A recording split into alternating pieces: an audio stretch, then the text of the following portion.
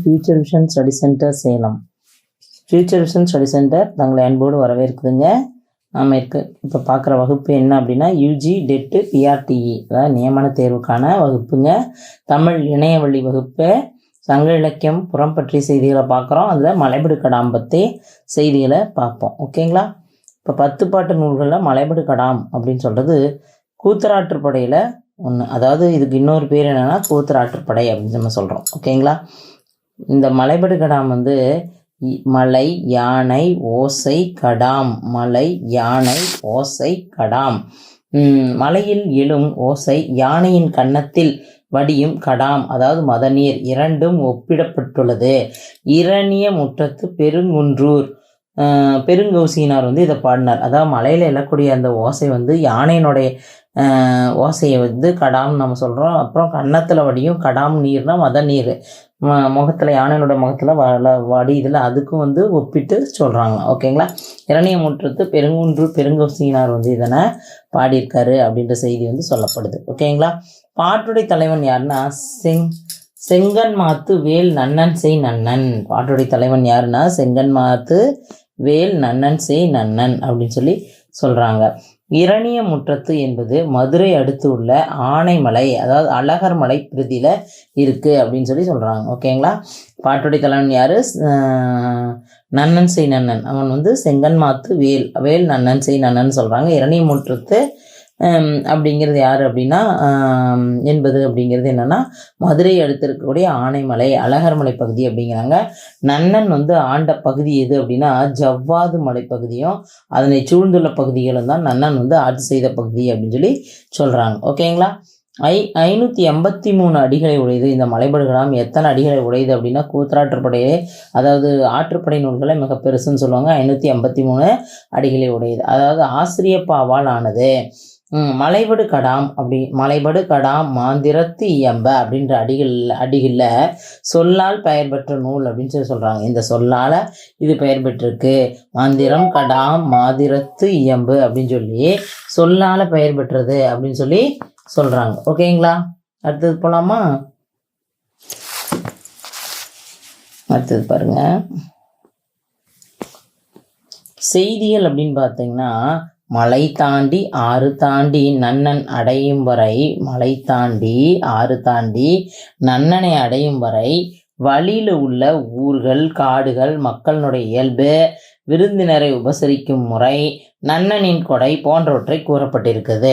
அதாவது மலைப்பகுதியில் வாழ்கிறவங்க தான் இந்த நன்னன். ஓகேங்களா? அந்த நன்னனுடைய அந்த மலைப்பகுதியே எப்படி தான் தாண்டி போகணும், ஆறு தாண்டி கடல் தாண்டி மலை தாண்டிங்கிறாங்களோ அந்த மாதிரி ஆறு தாண்டி நன்னனை அடையும் வரை வழியில் என்னென்ன ஊர்களாக இருந்துச்சு, அந்த காடுகள் தன்மை எப்படி இருக்கும், மக்களுடைய இயல்பு எப்படி இருக்கும், விருந்தினரை எப்படி நன்னன் உபசரிக்கிறான் அந்த முறை பற்றியும் அவனுடைய கொடை சிறப்பு பற்றியும் இதில் கூறப்பட செய்திகளாக சொல்கிறாங்க. அடுத்தது பாருங்கள், கூத்தரை களம்பெரும் கண்ணுலர் என்று கூறுவர். கூத்தரை என்னன்னு சொல்லுவாங்களாம்?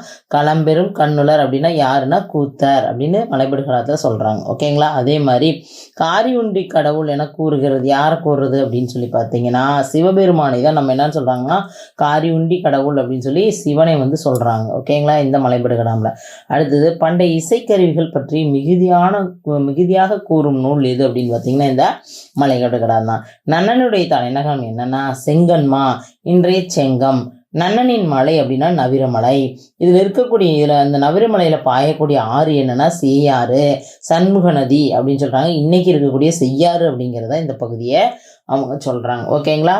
இப்போ காரியுண்டி கடவுள்னா சிவபெருமான். பண்டைய இசைக்கு அருவிகளை பற்றி மிகுதியாக சொல்லக்கூடிய நூல் எதுனா மலைபடு கடாம். கடாம்னா ஓசைன்னு சொன்னோம். அந்த மாதிரி நன்னனுடைய தலைநகரம் எதுனா செங்கன்மா, இன்னைக்கு இருக்கக்கூடிய செங்கம் அப்படிங்கிறாங்க. அதே மாதிரி நன்னனுடைய மலைனா நவிரமலை. அந்த நவிரமலையில் பாயக்கூடிய ஆறு எது அப்படின்னு பார்த்தீங்கன்னா செய்யாறு. இது சண்முக நதினு சொல்கிறாங்க. இன்னைக்கு இருக்கக்கூடிய செய்யாறு தான் செய்யாறுன்னு சொல்கிறாங்க. ஓகேங்களா? அடுத்தது போவோம் பாருங்கள். இந்த மலைப்பகுதியில் என்ன பாருது ஆறு பாயுது, அது ஆறு செய்யாறு அப்படின்னு நம்ம சொல்கிறோம். இந்த காட்சிப்படுத்தப்பட்டிருக்கதை. ஓகேங்களா? அடுத்து போகலாமா? அடுத்து பாருங்க, நன்னன் என்றாலே பெண் கொலை புரிந்த நன்னன் அப்படின்னு நம்ம சொல்லுவோம். நன்னன்னாவே யாரை நம்ம சொல்கிறோம்? பெண் கொலை புரிந்த நன்னனே அப்படின்னு அனைவரும் நினைவுக்கு வருவான் அப்படின்னு சொல்கிறாங்க. ஓகேங்களா? எல்லாத்துக்கும் அதுதான் நினைவுக்கு வரும். நன்னனுடைய மனைவி கற்புக்கென்று தனி கொடி பெற்றவள். மனைவி எப்படிப்பட்டவள்? கற்புக்கென்று தனி கொடி பெற்றவள். இந்த நன்னன்கிறவங்க பெண் கொலை புரிந்த அப்படிங்கிற பார்த்தீங்கன்னா அந்த கதை என்ன அப்படி வரும்னா, ஒரு பெண் ஒருத்தி வந்து மாம்பழத்தை வந்து எடுத்து சாப்பிட்ருவாள், நீரில் விழுந்த மாம்பழத்தை. ஓகேங்களா? அதை வந்து இவர் என்ன பண்ணுவார், தண்டனை வழங்கி அவளை கொண்டுருவாங்க. ஆனால் அந்த பெண்ணுக்கு ஈடான பொண்ணு கொடுக்குறேன்னு சொன்னது கூட வேணான்னு சொல்லிட்டு அவளை வந்து கொலை செஞ்சிருவாங்களாம் அவசரப்பட்டு. அதனால தான் இந்த நன்னன் வந்து பெண் கொலை பிறந்த நன்னன் அப்படின்னு சொல்கிறாங்க. நன்னனுடைய மனைவி வந்து கற்புக்கென்று தனி கொடி பெற்றவள் அப்படின்னு சொல்கிறாங்க. அருவி நுகரும் மகளிர் இன்னிசை, யானை பிடிக்கும் ஆரவாரம், காணவர் அழுகை, குடிச்சீர் பாடல், மகளிர் புலி புலி என்று சொல்லும் ஓசை.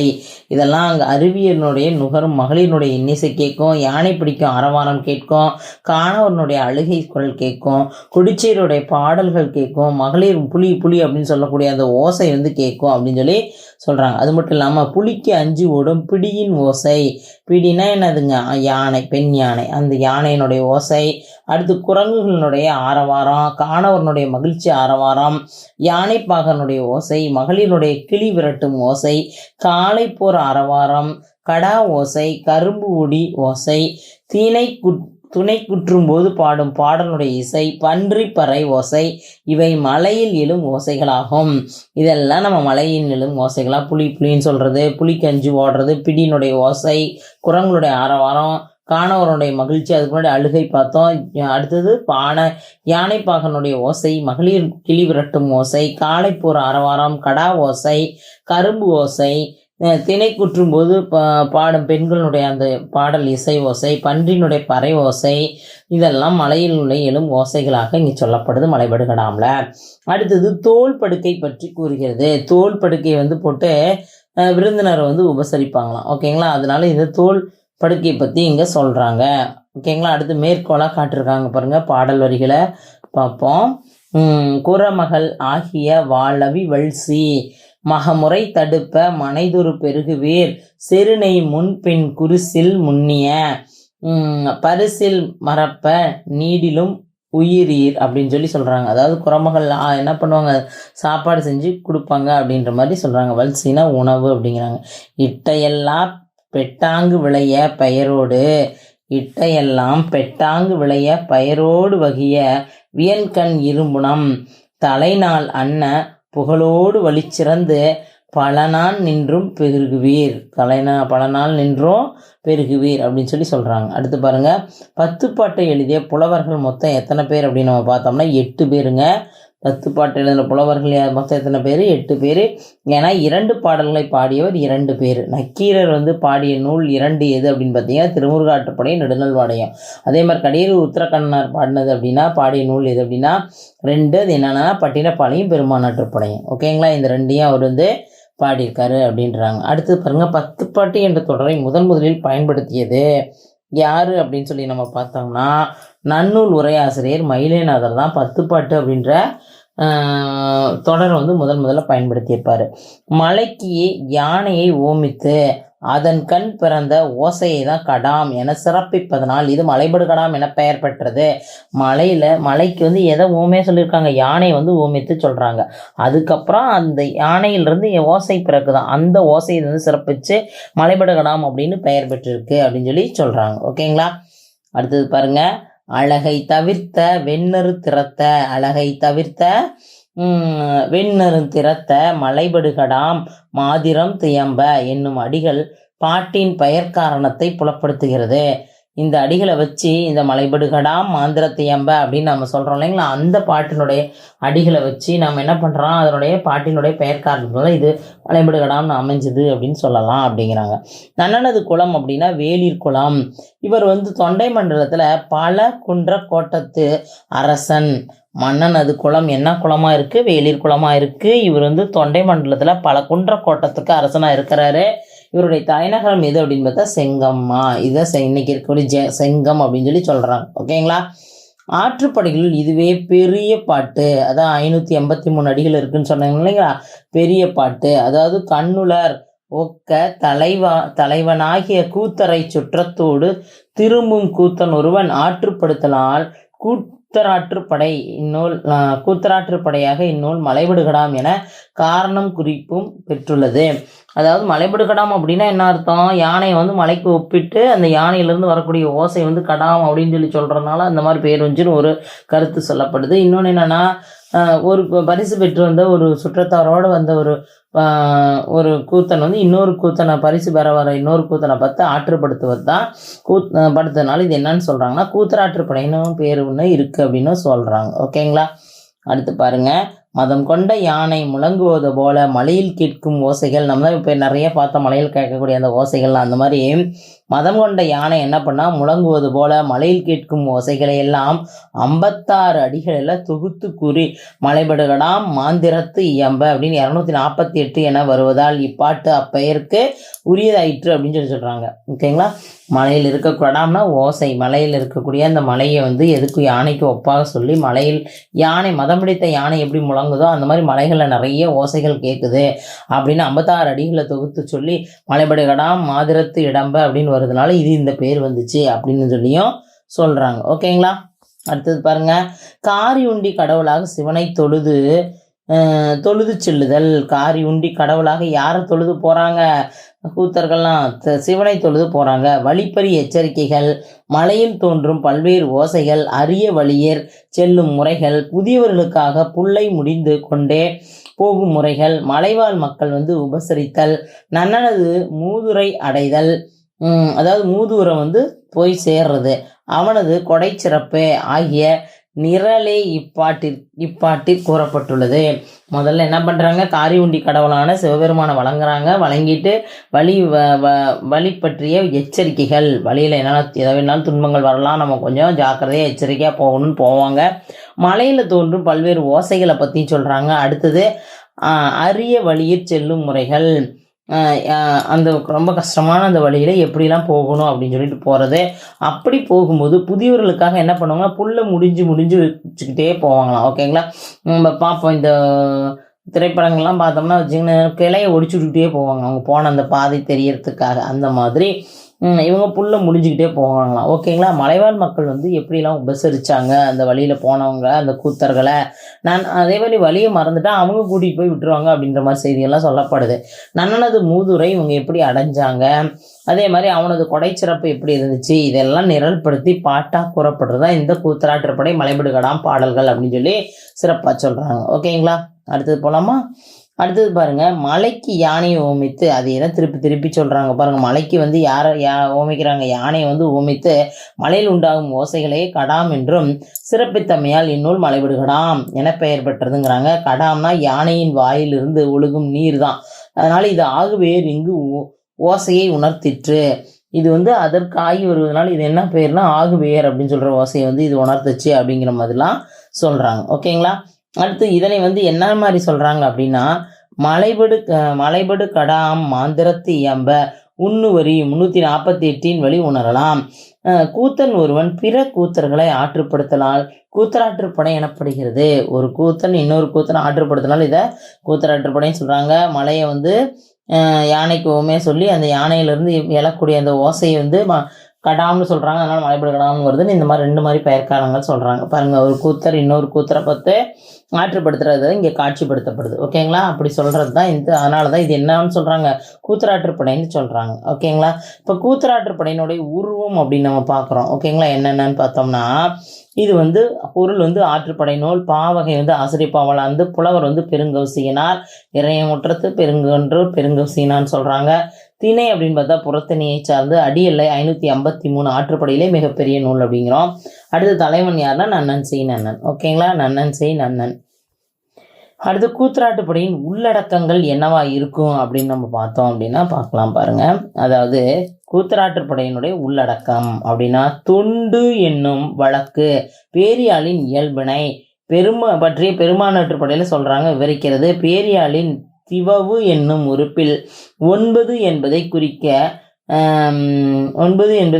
என்னன்னு சொல்றதான் வார்கட்டு இருக்கும். 9ங்கிறத குறிக்கிறதுக்கு வார்கட்டுன்னு சொல்றாங்க. அதே மாதிரி தொடி திறவு அன்ன தொண்டுபடு திவவியின் என மலைபடுகடாம் 31 கூறப்படுகிறது. இதில் தொண்டு அப்படின்னா 9 என்னும் எண்ணை குறிக்கும் அப்படின்னு சொல்லி சொல்றாங்க. ஓகேங்களா? தொண்டுனா என்ன எதை குறிக்கும்? 9 அப்படிங்கிறது இந்த மாதிரி பரிபாடலில் கூட சொல்லப்பட்டிருக்குது. ஓகேங்களா, இந்த மாதிரி செய்திகள். அடுத்து கூத்தர்கள் எடுத்து சென்ற இசைக்கருவிகள், அதை பற்றி இங்கே நம்ம பார்க்கலாம்.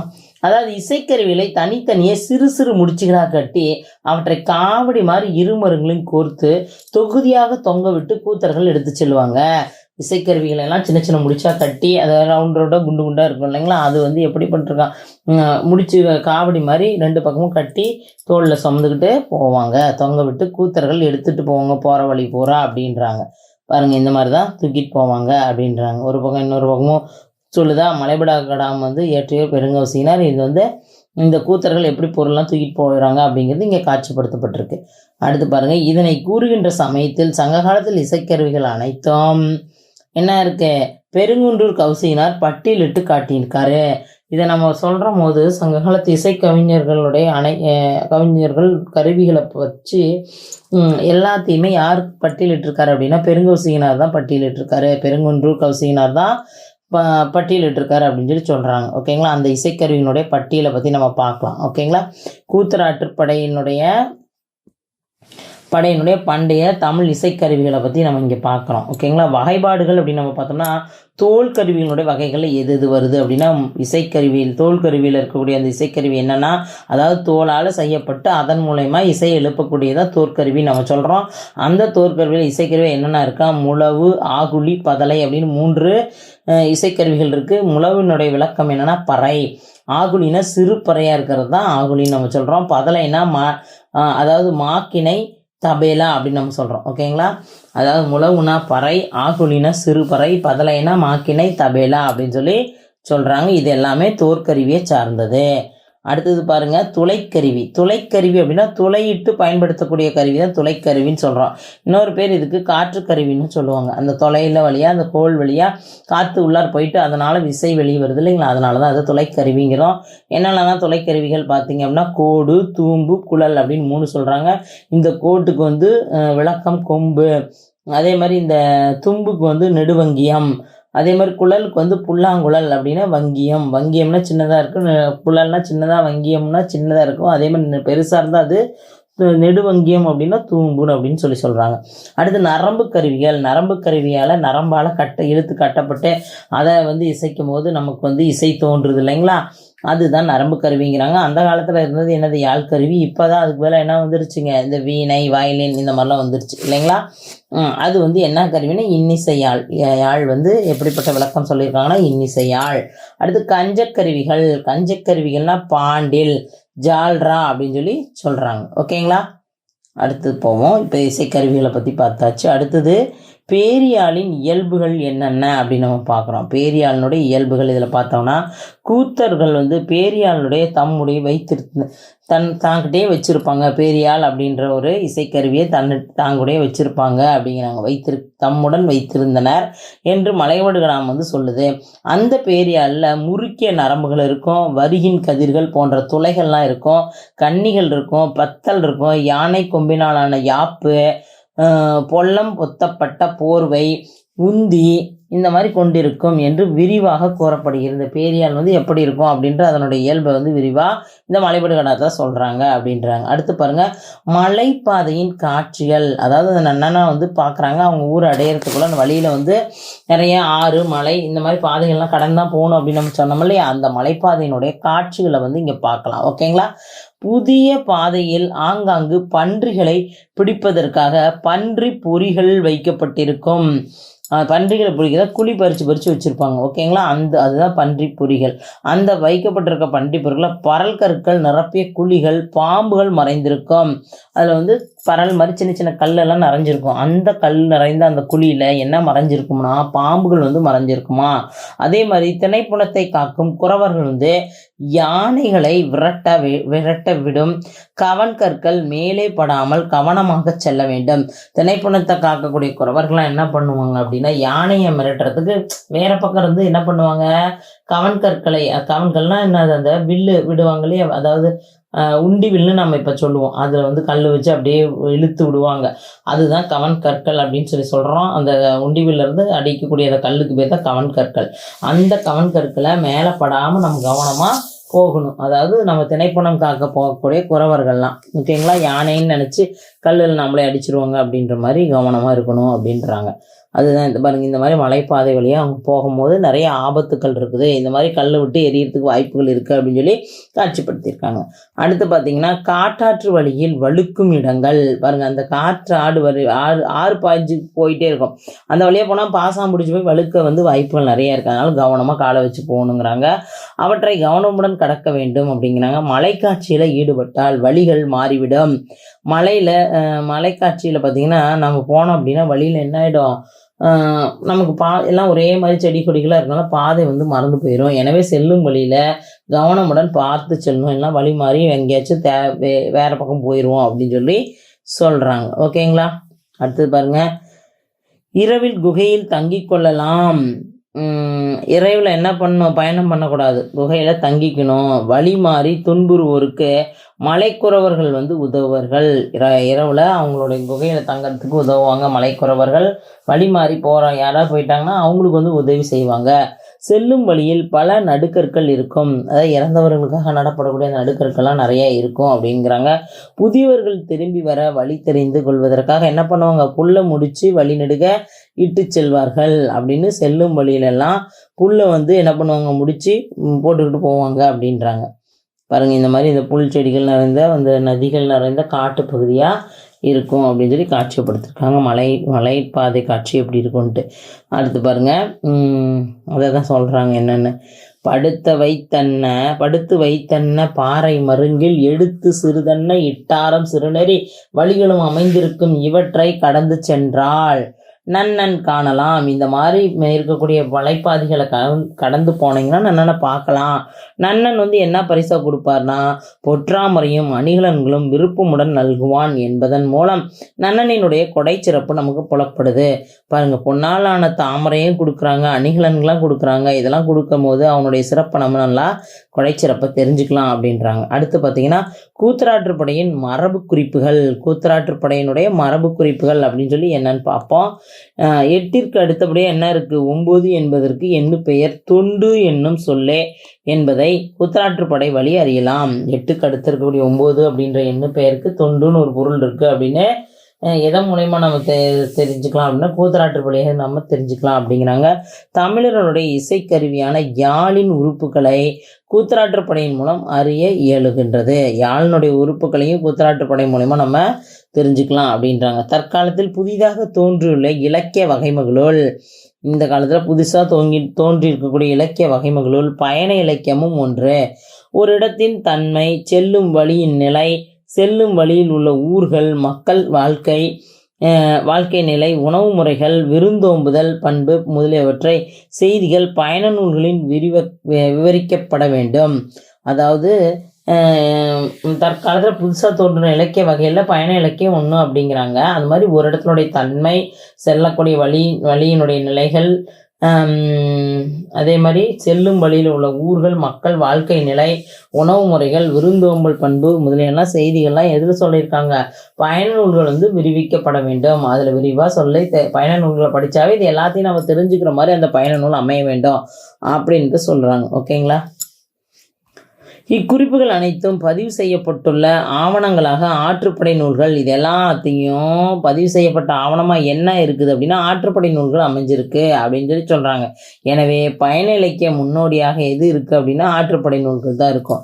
பயண இலக்கிய முன்னோடியாக விளங்கக்கூடிய நூல்கள் என்னன்னா ஆற்றுப்படை நூல்கள் அப்படின்னு சொல்லி சொல்லலாம் அப்படிங்கிறாங்க. நன்னின் நவிரம் என்னும் மலை, அதில் வீற்றிருக்கும் நவிரம் அப்படிங்கிற நன்னனுக்கு என்ன மரம் இருக்குது, நவிர மரம் இருக்குது என்னும் மலை அதில் வீற்றிருக்கும் சிவபெருமானை, நன்னன் குடியிலுள்ள மறவரின் தோற்றம், முதலைகள் திரியும் கிடங்கு மற்றும்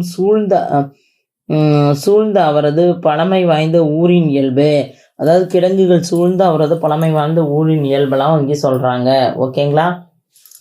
முதலைகள் திரியும் கிடங்க மற்றும் சூழ்ந்த அதில் கிடங்குகள் சூழ்ந்த அவருடைய பழமையான ஊருடைய இயல்பு இங்கே சொல்கிறாங்க. அவன் மலையின் விளையாடும் எள், திணை, அவரை, வரகு. அவர் மலையில் என்னென்ன விளையும், ஓகேவா, எள்ளு, திணை, அவரை, வரகு, வெண்ணெய், வெண்கடுகு, இளஞ்சி கிழங்கு, வாழை, நாவல் பழம், சுவைக்கிழங்கு, மாம்பழம், ஆலிப்பயன் ஆகிய பொருட்கள் வந்து பட்டியலிடப்படுகிறது. ஓகேங்களா, மலையில் என்னென்ன விளையும் அப்படிங்கிறதெல்லாம் இங்கே சொல்லறாங்க. அடுத்து பாருங்க, அடுத்து வந்து சுத்தன் செல்ல வேண்டிய வழியின் இயல்பு அழகுற காட்டப்பட்டிருக்கு. அந்த கூத்தன் செல்ல வேண்டிய வழிகள். ஓகேங்களா, அந்த கூத்தன் வந்து பரிசில் பெற செல்ல வேண்டிய வழிகளை வந்து அழகா சித்தரிச்சிருக்காங்க.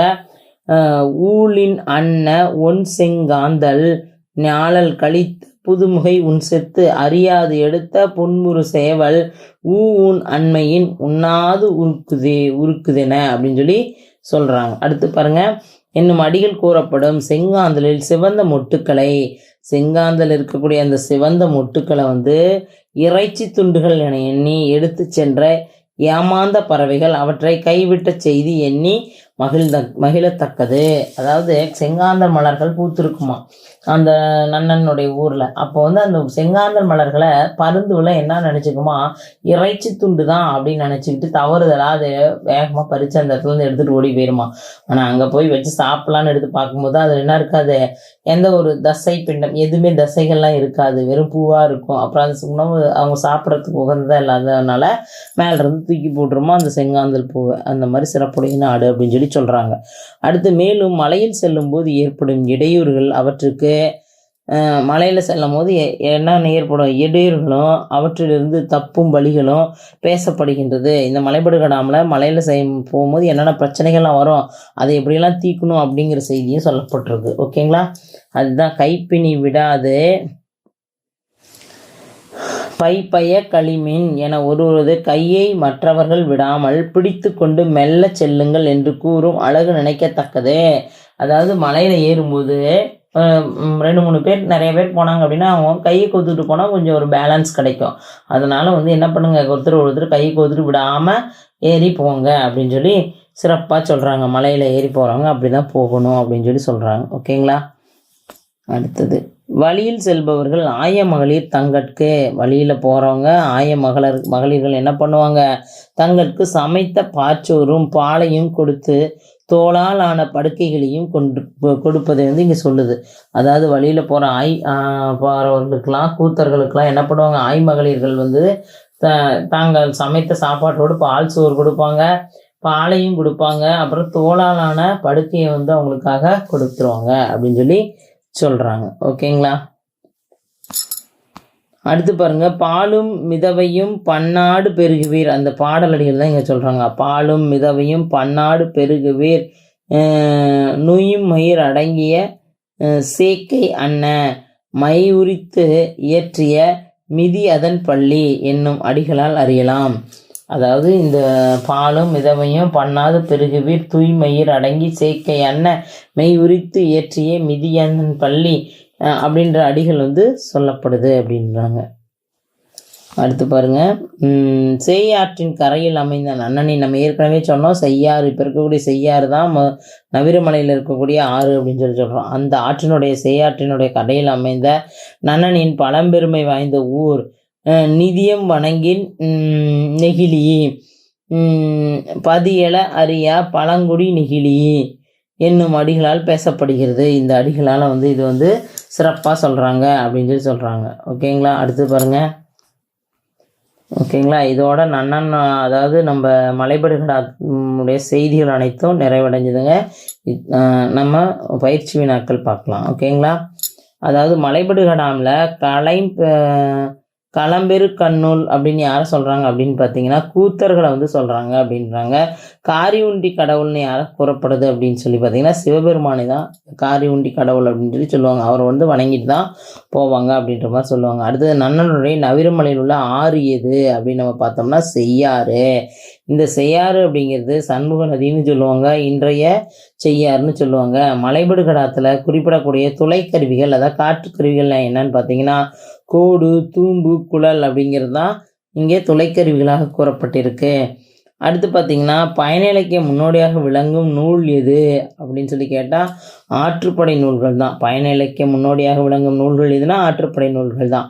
ஓகேங்களா, இதோட நம்ம இந்த வகுப்பு முடிஞ்சதுங்க. அடுத்த வகுப்பில் நம்ம மதுரை காஞ்சி பற்றிய செய்திகளை பார்ப்போம். ஓகேங்களா, அதாவது நம்ம அனைவரும் ஒரே மாதிரியாக திறமை இல்லாமல் இருக்கலாம், ஆனால் அனைவருக்கும் திறமையை வளர்த்து கொள்ள ஒரே மாதிரியான வாய்ப்புகள் இருக்குது அப்படின்னு அப்துல் கலாம் சொல்கிறாங்க. அந்த வாய்ப்புகளை பயன்படுத்தி நம்ம தேர்வில் வெற்றியடைய வாழ்த்துகிறேன். நன்றி, வணக்கம். இதோட இந்த வகுப்பை முடிச்சுக்கலாங்க. மீண்டும் அடுத்த வகுப்பில் சந்திப்போம்.